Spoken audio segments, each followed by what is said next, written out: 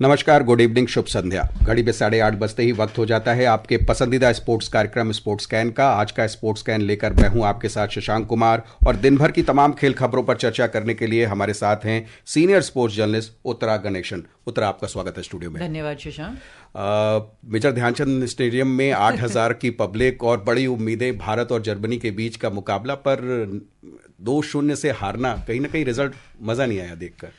देखिए, रिजल्ट से ज्यादा मुझे लगता है कि जिस तरह से प्रदर्शन किया वो ज्यादा निराशाजनक था, क्योंकि आप रिजल्ट किसी के भी फेवर में जा सकता है, खेल है, जीत हार होती रहती है, पर जब आपको वो जज्बा नहीं दिखता एक तरह से खेलने का, तो वो ज्यादा तकलीफ देता है, ज्यादा हर्ट करता है।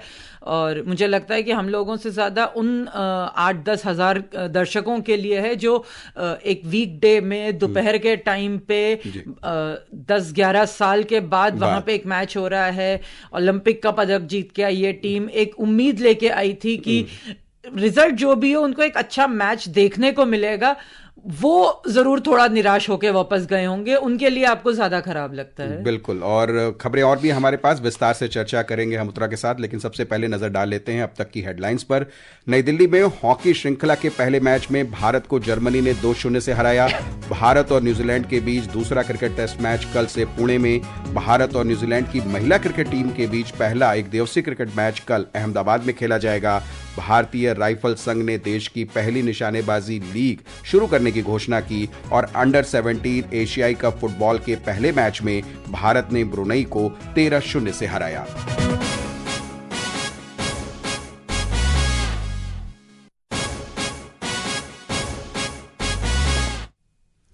तो शुरुआत करते हैं हम हॉकी से ही। जर्मनी ने हॉकी श्रृंखला के पहले मैच में भारत को 2-0 से हरा दिया है। नई दिल्ली के मेजर ध्यानचंद नेशनल स्टेडियम में वर्तमान विश्व चैंपियन और पेरिस ओलंपिक की रजत पदक विजेता जर्मनी की टीम ने टीम इंडिया को गोल करने का कोई मौका नहीं दिया है।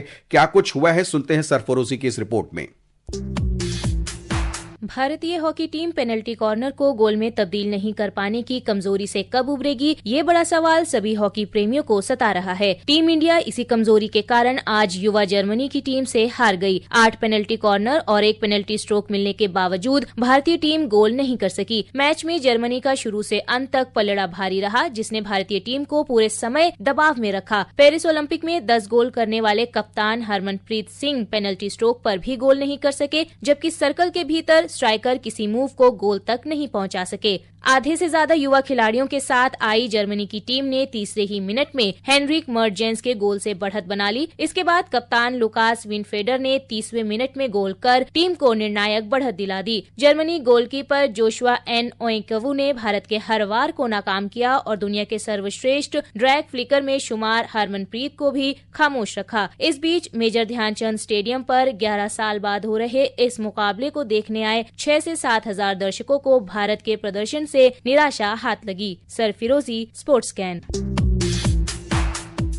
तो हम चर्चा करेंगे, लेकिन जरा अपने भारतीय टीम के सरपंच सा हरमनप्रीत को भी सुन लेते हैं कि उन्होंने क्या कहा मैच के बाद। गोलकीपर डॉज भी हुआ, बट आई थिंक वो जो उसने सेव किया बहुत अच्छा सेव किया। बट ओवरऑल मैच का देखें तो हमने काफ़ी अच्छा परफॉर्म किया, और जो बॉल हमने मैनेज किया आई थिंक बहुत अच्छी की है। बट डिफेंसली आई थिंक कहीं ना कहीं हम और अच्छा कर सकते थे एज ए टीम। सो कल के मैच में ये चीज़ें जो हमने नहीं कर पाए वो डेफिनेटली हम कल के मैच में करने की कोशिश करेंगे। 8 गोल, 1 पेनल्टी स्ट्रोक और कुछ भी नहीं, मतलब ये प्रॉब्लम से हम उबर नहीं पा रहे हैं पेनल्टी स्ट्रोक्स के। देखिए, जैसा मैंने कहा कि खेल अगर अच्छा होता तो आप रिजल्ट एक्सेप्ट कर सकते थे, पर कहीं ना कहीं जो मैच देखा पूरा का पूरा, उसमें एक लैक ऑफ एनर्जी नजर आई पूरी टीम में। ऐसा लग रहा था जैसे वो खेलने के इरादे से नहीं उतरे हैं, वो आधे मन से उतरे हैं, पूरी तैयारी के साथ नहीं उतरे हैं। मैच के बाद जब कोच से बात की गई तो उन्होंने कहा कि उन्होंने ये एडमिट भी किया कि there are no excuses for the lack of energy जो देखने को मिली है, और जिस तरह का अटैक नॉर्मली भारतीय टीम का होता है वो नहीं देखने को मिला है पूरे मैच में। कभी ये नहीं लगा, हालांकि अगर हम आंकड़ों पे देखें तो जरूर 7 पेनल्टी कॉर्नर मिले, 1 स्ट्रोक मिला, कुछ चांसेस मिले, पोजेशन परसेंटेज की आप बात कर सकते हैं, पर कभी ये नहीं लगा कि भारतीय टीम जर्मनी को दबाव में रख पा रही है, या भारतीय टीम जब अटैक भी कर रही है तो कभी वो फीलिंग नहीं आई कि अब गोल होगा जाके। आपको वो अर्जेंसी नहीं दिखी, आपको वो एनर्जी नहीं दिखी फील्ड पे। ये ज्यादा निराशा करने वाली बात है, क्योंकि हमने भारतीय टीम को पहले भी जीतते हुए भी देखा है, हारते हुए भी देखा है, पर जब आप वर्ल्ड की नंबर 2 टीम के साथ खेल रहे हैं, जब आप ओलंपिक के सिल्वर मेडलिस्ट टीम के साथ खेल रहे हैं, जो वर्ल्ड चैंपियन है सीनियर में भी और जूनियर में भी, यहां जो उनकी टीम आई है उसमें 5 सिर्फ पेरिस ओलंपियंस हैं, बाकी जूनियर वर्ल्ड कप के उनके कुछ खिलाड़ी हैं। 3 आज मैच में उनके ऐसे खिलाड़ी थे जो अपना डेब्यू कर रहे थे। ऐसी टीम के खिलाफ जब आपको वो इंटेंसिटी नहीं दिखती है या जीतने का वो जुनून नहीं दिखता है, वो चीज आपको ज्यादा खराब लगती है। एक बहुत ही क्लूलेस परफॉर्मेंस दिखी भारतीय टीम से। हो सकता है मैं थोड़ा हार्श साउंड कर रही हूं, लेकिन जैसे मैंने कहा कि रिजल्ट आपके फेवर में ना जाए, लेकिन आपको वो खेलने का जज्बा अगर दिखे तो आपको अच्छा लगता है। पूरे मैच में कभी ये नहीं लगा कि भारतीय टीम हावी होने की कोशिश भी कर रही है सामने वाली टीम पे। तो ये निराशा खेल प्रेमियों के साथ और उत्तरा के भी आवाज में साफ तौर पे दिख रहा है। और निराशा हमें एक और आई, जूनियर टीम की ओर से भी आज निराशा आई। मलेशिया में सुल्तान जोहर कप जूनियर हॉकी टीम, भारतीय जूनियर हॉकी टीम जो है वहां पे उसे ऑस्ट्रेलिया ने 4-0 से हरा दिया। 3 मैचों में इन्होंने तीनों मैच जीते, पॉइंट टेबल पे टॉप पर अभी भी हैं, लेकिन ये ऑस्ट्रेलिया के साथ क्या हो जाता है, मामला बिल्कुल उलट सा जाता है कहीं। देखिए, जूनियर में मैं मानती हूं कि हो सकता है कि आपका एक ऑफ डे हो, क्योंकि आपके खिलाड़ियों के पास बहुत ज्यादा अनुभव नहीं होता है, और ऑस्ट्रेलिया टीम इस तरह की है, एक इमेज बनी होती है कि आप थोड़ा सा टेंटेटिव हो जाते हो। मैचेस हमको बहुत ज्यादा देखने को नहीं मिल रहे हैं लाइव टेलीकास्ट के तौर पे, तो बहुत बताना इतना आसान नहीं है कि क्या गलतियां हुई हैं। पर एक मैच आप 3 जीतने के बाद, और तीनों मैच जो है वो बहुत अलग अलग तरीके से जीते हैं। एक मैच आप ट्रेल करके फिर वापस आप आए हैं, मलेशिया के साथ आपने अच्छा परफॉर्म किया है, ग्रेट ब्रिटेन को आपने हराया है। तो एक मैच आप अगर हारे हैं तो वो बहुत बड़ी बात नहीं हो सकती है। मुझे उम्मीद है कि क्योंकि अभी ये टॉप पे हैं, तो बाकी के एक आध जो मैच बचे हैं उसके बाद फाइनल के लिए जरूर भारतीय टीम क्वालिफाई करेगी। एक नए कोच के साथ भी वहां पे गए हैं, बिल्कुल एक नई टीम है वहां पे, तो थोड़ा सा एक आध मैच गड़बड़ होना आप अफोर्ड कर सकते हो। 4-0 की जगह अगर एक आध गोल हो जाते तो शायद ज्यादा बेहतर होता, पर जैसे मैंने कहा, एक मैच गलत, एक मैच खराब किसी भी टीम का जा सकता है। चलिए, हम उम्मीद करते हैं कि शुक्रवार को जो न्यूजीलैंड के साथ मैच होगा वहां में एक अच्छा रिजल्ट दिखे, और कल के लिए भी बहुत सारी उम्मीदें हैं क्रिकेट में। एक तरफ भारत और न्यूजीलैंड के बीच दूसरा क्रिकेट टेस्ट मैच कल सुबह 9:30 बजे से पुणे के महाराष्ट्र क्रिकेट एसोसिएशन स्टेडियम में शुरू होगा, और कप्तान रोहित शर्मा की अगुवाई में भारतीय टीम 3 मैचों की श्रृंखला में 1-0 से पीछे है। इस पर एक रिपोर्ट सुनते हैं, फिर चर्चा करते हैं। भारतीय टीम को श्रृंखला में वापसी करने के लिए टीम का सही चयन करना होगा। बेंगलुरु में पहले मैच में टीम इंडिया पहली पारी में केवल 46 रन पर सिमट गई थी। भारतीय बल्लेबाजों ने दूसरी पारी में अच्छा खेल दिखाया, लेकिन इसके बावजूद टीम को 8 विकेट से हार का सामना करना पड़ा। एमसीए स्टेडियम की पिच पर घास नहीं है, ऐसे में न्यूजीलैंड के तेज गेंदबाजों को बेंगलुरु जैसी उछाल यहाँ नहीं मिलेगी। न्यूजीलैंड के तेज गेंदबाजों ने पिछले मैच में भारतीय बल्लेबाजों को खासा परेशान किया था। ऐसे में भारत टर्निंग विकेट तैयार कर सकता है। रविचंद्रन, अश्विन और रविंद्र जडेजा इसका पूरा फायदा उठाना चाहेंगे। शुभमन गिल वापसी करने के लिए तैयार हैं। ऐसे में out of form KL Rahul और पिछले मैच में शतक बनाने वाले सरफराज खान में से किसी एक को उनके लिए जगह खाली करनी होगी। सरफराज ने बेंगलुरु में 150 रन बनाकर अपना पक्ष मजबूत कर लिया है। रोहित शर्मा और विराट कोहली से बड़ी पारी की उम्मीदें रहेंगी। ऋषभ पंत ने कल अभ्यास सत्र के दौरान कुछ समय के लिए विकेट कीपिंग की थी, और ये देखना होगा कि वो पूरी तरह से फिट होते हैं या नहीं। इस बीच तेज गेंदबाज मोहम्मद सिराज का लगातार खराब प्रदर्शन चिंता का विषय बना हुआ है। टीम प्रबंधन आकाशदीप को मौका दे सकता है। वॉशिंगटन सुंदर को भी टीम में शामिल किया जा सकता है। Mukesh Kumar, sports can. तो टीम कॉम्बिनेशन पर कोच गौतम गंभीर क्या कहते हैं, ये भी सुन लें। शुभमन गिल पिछले मैच में इंजर्ड थे, सिर्फ इंजरी के चलते वो पिछला मैच नहीं खेले थे, उनके जो नेक में इशू है। तो ऑब्वियसली जिस तरीके की उनकी परफॉर्मेंस रही है बांग्लादेश के अगेंस्ट, ऑब्वियसली वो वापस प्लेइंग 11 में आएंगे। बाकी प्लेइंग 11 अभी डिसाइड नहीं हुआ है, प्लेइंग 11 कल सुबह देख के डिसाइड करेंगे कि किस तरीके के कॉम्बिनेशन के साथ हम जाना चाहते हैं। अल्टीमेटली जो भी कॉम्बिनेशन के साथ जाएंगे वो इस तरीके से जाएंगे कि हम ये टेस्ट मैच जीत सकें। तो उत्तरा, आपको क्या लगता है विनिंग कॉम्बिनेशन क्या होने वाला है? बहुत मुश्किल है। पिछले मैच में रोहित शर्मा ने खुद कहा है कि किसी से भी गलतियां हो सकती हैं, डिसीजन मेकिंग में गलती हुई है। तो जैसा गंभीर ने कहा कि सुबह देख के बेटर आइडिया मिलेगा कि क्या है, पर जैसी खबरें वहां से आ रही हैं उनसे तो बिल्कुल लगता है कि ट्राइड एंड टेस्टेड अपनी स्ट्रेंथ पे खेलने की कोशिश करेगी भारत, और स्पिनर्स को मदद करने के हिसाब से पिच बनाई जाएगी।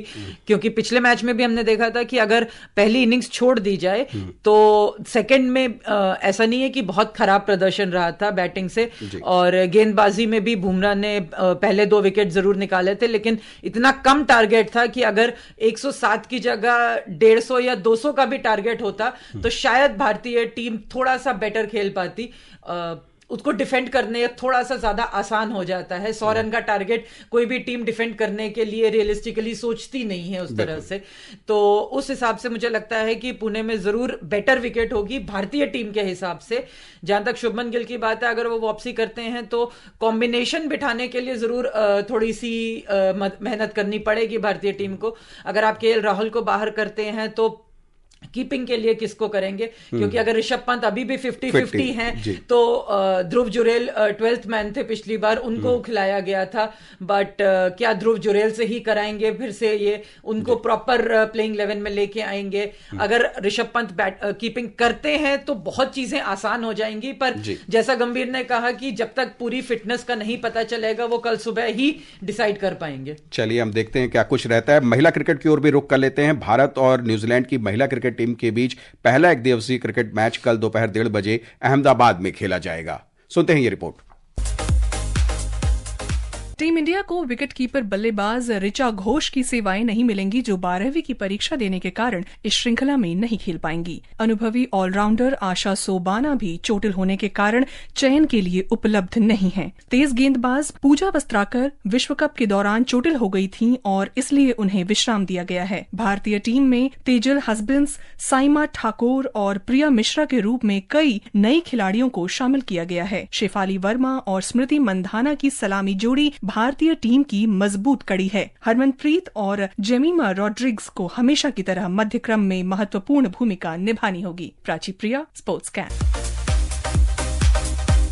क्रिकेट से बाहर निकलते हैं। एक और अच्छी खबर आ रही है फुटबॉल के मैदान से। अंडर 17 एशिया कप फुटबॉल के पहले मैच में भारत ने ब्रुनेई को 13-0 से हराया है और अब भारत का अगला मुकाबला शुक्रवार को तुर्कमेनिस्तान से होगा और रविवार को भारतीय टीम थाईलैंड से खेलेगी। और लीग का दौर चल रहा है तो भारतीय राइफल संघ ने देश की पहली निशानेबाजी लीग भारतीय निशानेबाजी लीग शुरू करने की घोषणा की है। फ्रेंचाइजी आधारित इस लीग का पहला सत्र अगले साल मार्च में होगा। और एक और खबर हमारे पास है कि 2026 में आयोजित होने वाले ग्लासगो राष्ट्रमंडल खेलों के आयोजकों ने हॉकी, बैडमिंटन, मुक्केबाजी, निशानेबाजी, क्रिकेट, स्क्वैश जैसे खेलों को हटाने का निर्णय लिया है और सिर्फ 10 खेल आयोजित होंगे इसमें। आपका टेक इस पर उत्तरा? मुझे लगता है कि अगर इतना कर्टेल्ड है और इतना ज्यादा ऐसी कठिन परिस्थितियों में वो करा रहे हैं तो बहुत मुबारकबाद ग्लासगो को। पर भारतीय खेल मंत्रालय को, भारतीय सरकार को और आईओए को ये सोचने की जरूरत है कि हमारे पार्टिसिपेशन को लेके कितना सीरियस होना चाहिए, क्योंकि अगर इसी तरह से आगे जाना है तो भारत को भी थोड़ा सा कड़ा रुख रखना पड़ेगा।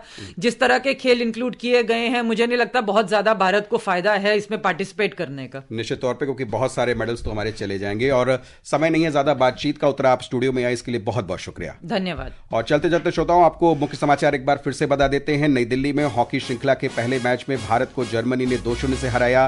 भारत और न्यूजीलैंड के बीच दूसरा क्रिकेट टेस्ट मैच कल से पुणे में। भारत और न्यूजीलैंड की महिला क्रिकेट टीम के बीच पहला एक दिवसीय क्रिकेट मैच कल अहमदाबाद में खेला जाएगा। भारतीय राष्ट्रीय राइफल संघ ने देश की पहली निशानेबाजी लीग शुरू करने की घोषणा की। और अंडर 17 एशिया कप फुटबॉल के पहले मैच में भारत ने ब्रुनेई को 13-0 से हराया। तो फिलहाल शशांक और स्पोर्ट्स स्कैन की पूरी टीम को अनुमति दीजिए, पर आप बने रहिए एफएम गोल्ड पर, क्योंकि कुछ ही देर में आप सुनेंगे समाचार संध्या। तो फिलहाल गुड नाइट, शुभ रात्रि।